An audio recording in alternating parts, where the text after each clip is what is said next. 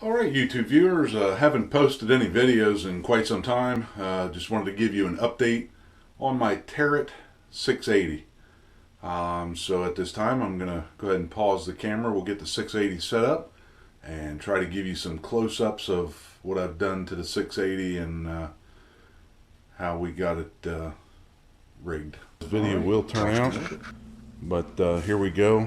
Don't mind the disaster that I have on my car trailer or in my shed, but here we go.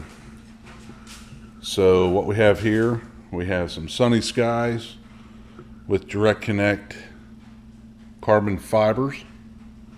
Underneath we have LEDs on every arm, and then we have our speed controllers located right here. You can also see our receiver, and we keep our battery on the top. This is also part of the receiver, and here is my DJI LED indicator. My DJI V2 is tucked underneath the battery, center of the frame. My GPS antenna is located at the back of the frame, and like I say, we put all our speed controllers on the top so it didn't interfere with the folding of the arms. I do have a Taro 2D gimbal that mounts here.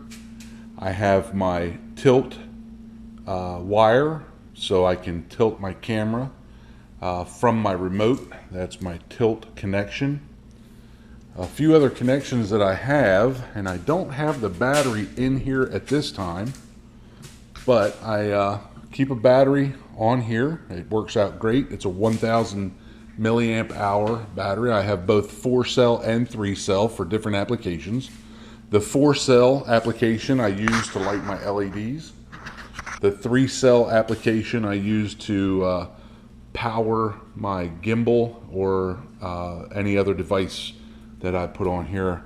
My future endeavor is to make a plate that mounts on the rails using the Taro hooks with a couple of bomb drops, and I have the I believe it's Mad Scientist 4-channel switch that I'm going to utilize to maybe drop 3 or 4 different devices.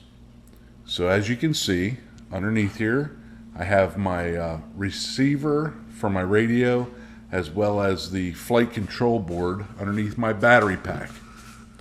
I do have a piece of Coroplastic underneath my battery pack, and that's just to pad it from the screw heads and give it a little more grip. I have my power management unit from NASA. They are wire tied to the back here, and try to keep everything as tight as possible. So this is the Taro 680 with Sunny Sky motors, Afro ESCs, Spectrum receiver, NASA V2 with GPS, and I'm flying turnkey 5000 milliamp hour batteries. I'm getting about 12 to 15 minutes of flight time, and that is with a GoPro 3 Black and the Taro 2D gimbal. At this time I'll go ahead and pause this, and I'll go grab a battery pack, hang it in the back, and show you how I light up my LEDs. Alright, so now I have a battery hung in this little strap here. If you look closely, I put a square of Velcro on the battery itself so it cannot slide out of there, and it seems to work great. Kind of counterbalances anything that I have on the front. Most of my stuff has the connectors already soldered on and shrink wrapped, and I'm going to try to connect this. And this is for my LED lights, and the camera's going down and down and down. Sorry about that. So there are my LED lights. I got 2 on the front that are red, and 4 on the back legs that are blue. And as you can see, it lights up pretty good. In the nighttime, it's amazing. So just a simple way of holding my battery and keeping everything pretty tight. All my wires run inside of my tube, as well as the LED and the motor. They both run inside the tubes. And believe me, I have a conglomeration underneath here. Try to keep it as tight as possible. This is my power distribution board. Real happy with the way that turned out. And if I was to power this unit up, it does have blue LEDs around the perimeter of the power distribution board, so that adds to the blue lights here on the arm ends. So at this time, I'll go ahead and disconnect the LEDs. Pretty simple, just pull that out. All right, we're back. So this is the tilt control from the gimbal, and this is my auxiliary 2 from my receiver. And as you can see, that plugs up real nice. That's my hand that you're actually looking at. And as you can see, that plugs up real nice. Pretty clean installation. And then we have our battery on the back with our battery lead. And then we would, I can't plug it in right now because I don't have the GoPro. I'm currently filming with that.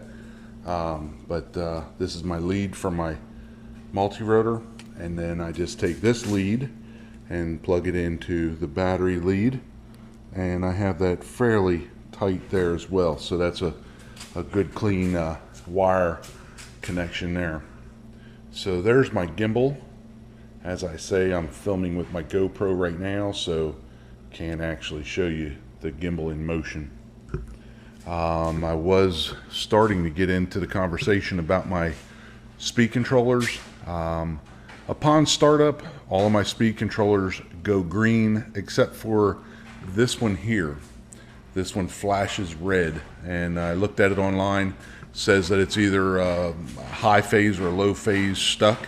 So I've replaced the speed controller, I've replaced the motor, and I also replaced the power distribution board, thinking that maybe there was a problem with the power going to that one speed controller. All three of those did not solve the problem. So what I have to do is I have to disconnect all three of these leads, power my unit up, let that go green, and then reattach my 3 leads, and it flies fine. There's no difference in propeller speeds or anything like that. So just wanted to give you an update on the Taro 680, and there it is.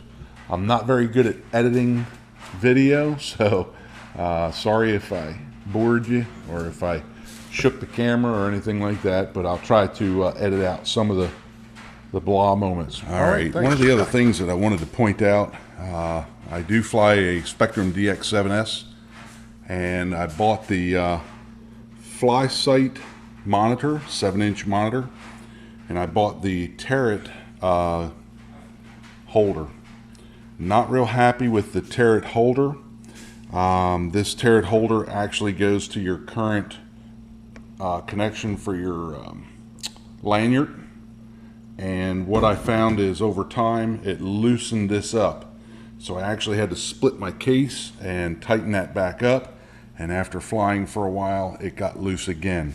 So I am going to do away with this mount, and I'm going with the carbon fiber mounts that mount to your kickstand, and then it has a base for the monitor to mount on. Not sure if the monitor is going to be out front or if it's going to be out back. I don't know how that's going to work yet, but I definitely want to go with the other style mount because it loosens this up so bad. So this is my DX7S, and that is my FPV monitor. A lot of people do not like flying FPV with a monitor. I haven't really flown 100% FPV with the monitor. I basically use the monitor to see what my shot looks like. So if I'm filming somebody's property, I can actually see the entire property. And the noise that you hear in the background is my dumbass micro pig that is scratching at his floor. Apparently some of his food fell down and he's trying to get to it.